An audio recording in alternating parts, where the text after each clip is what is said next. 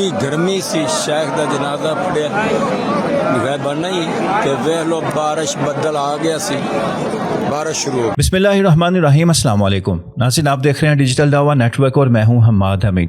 नाज़रीन, कई इंसान वाकई अल्लाह ताला के वली होते हैं। अल्लाह ताला की ख़ास रहमत, ख़ास शफ़क़त, अल्लाह की ख़ास उनके ऊपर अल्लाह का एहसान होता है कि वो दुनिया में अगर वो ज़िंदगी गुजारते हैं तो वो भी उनकी जन्नत से कम नहीं होती। अल्लाह ताला ने उनके ऊपर ऐसी नवाज़िशों की बारिश कर रखी होती है कि आम इंसान जिसका तसव्वुर भी नहीं कर सकता। नाज़रीन, हम ज़िंदगी में एक हज करते हैं, कोई भी इंसान 2 कर लेगा, 5 कर लेगा, हद 10 कर लेगा, मगर एक ऐसा शख्स जिसने पूरी ज़िंदगी हज ही अदा किया, पूरी ज़िंदगी कोई ऐसा साल नहीं जिसमें हज अदा ना किया हो, 31 साल 32 साल तक तो वो खुतबा हज देते रहे।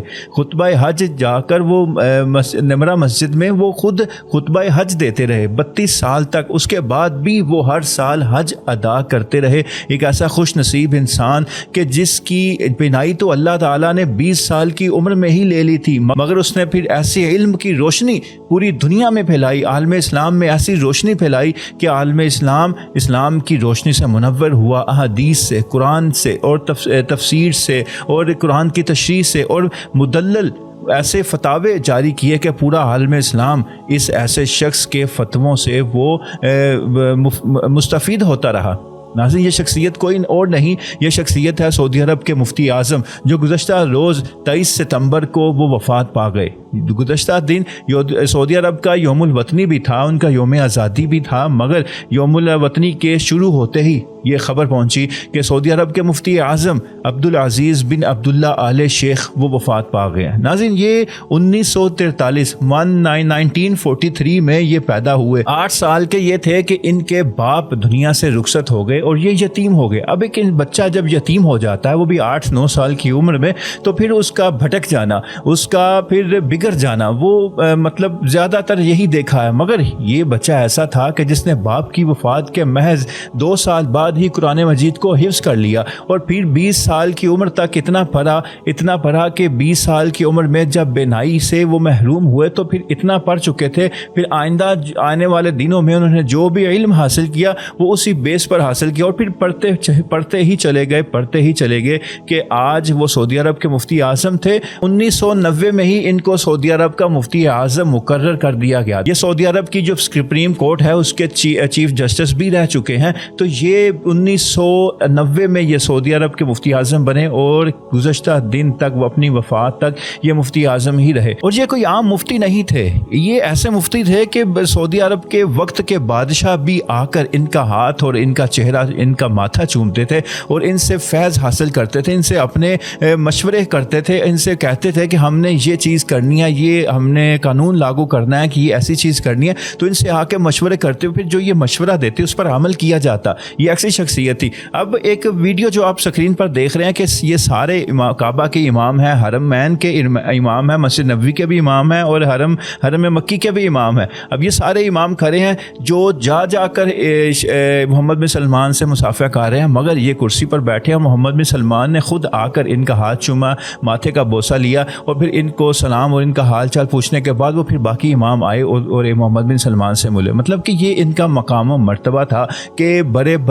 बादशाह भी इनके दर पर आकर वो सलाम करते थे, इनका हाथ और माथा चूमते थे, फिर जाकर वो अब समझते थे कि हमने इनका हक अदा किया। नाज़रीन, ये वो वाहिद इमाम थे कि जिनके अंदर इतनी जुर्रत थी कि इन्होंने एक दफ़ा खुतबा हज देते हुए यहाँ तक कह दिया था कि मैं अपने सऊदी अरब के अरबों को कहता हूँ, बाकी अरब ममालिक के अरबों को भी कहता हूँ कि वो अमेरिका के बैंकों से अपना पैसा वापस निकाले, क्योंकि ये पैसा मुसलमानों के ख़िलाफ़ यूज़ हो रहा है, इस्तेमाल हो रहा है। तो मैं सारे अरबों को कहता हूँ कि वो अपना पैसा अमेरिका के बैंकों से निकाले। तो ये एक इनके अंदर ये जुर्रत थी, इनके अंदर ही हिम्मत थी कि जो ये बात कर सकता था। मगर वरना सऊदी अरब में कोई अगर ऐसी बात की जाए तो उसके लिए सख्त पाबंदियाँ हैं, उसके लिए सज़ाओं का सामना करना पड़ता है। नाज़रीन, हज के हवाले से एक दिलचस्प बात इनकी ये थी कि इन्होंने ज़िंदगी میں اپنے لیے تو حج کیے ہی کیے، مگر انہوں نے ائمہ کرام کے لیے جو پہلے امام گزر چکے ہیں، علماء جو محدثین گزر چکے ہیں، جن کی زندگی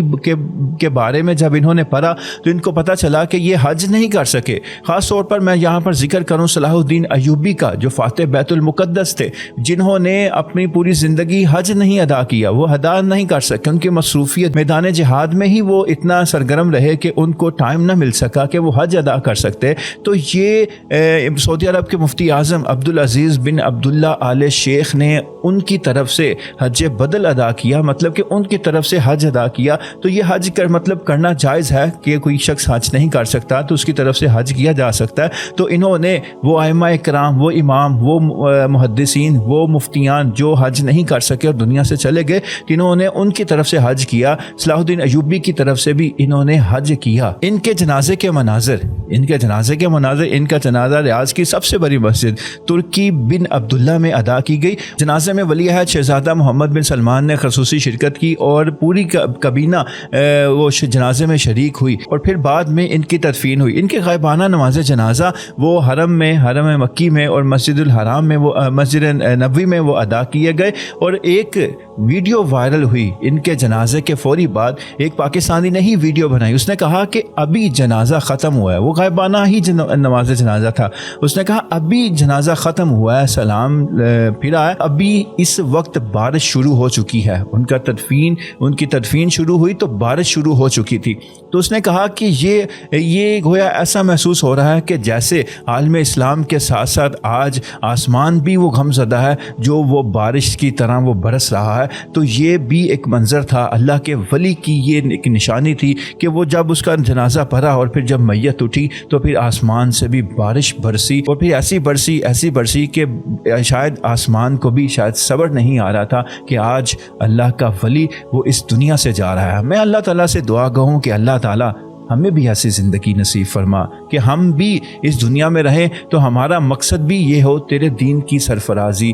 میں اسی لیے مسلمان، میں اسی لیے نمازی۔ یا اللہ ہمارا بھی مقصد حیات یہی کر دے، ہمارا مرنا بھی ایمان پر رکھ، ہمارا جینا بھی ایمان پر رکھ، اور ہمارا خاتمہ بالایمان ہو۔ آمین ثم آمین۔ اللہ حافظ۔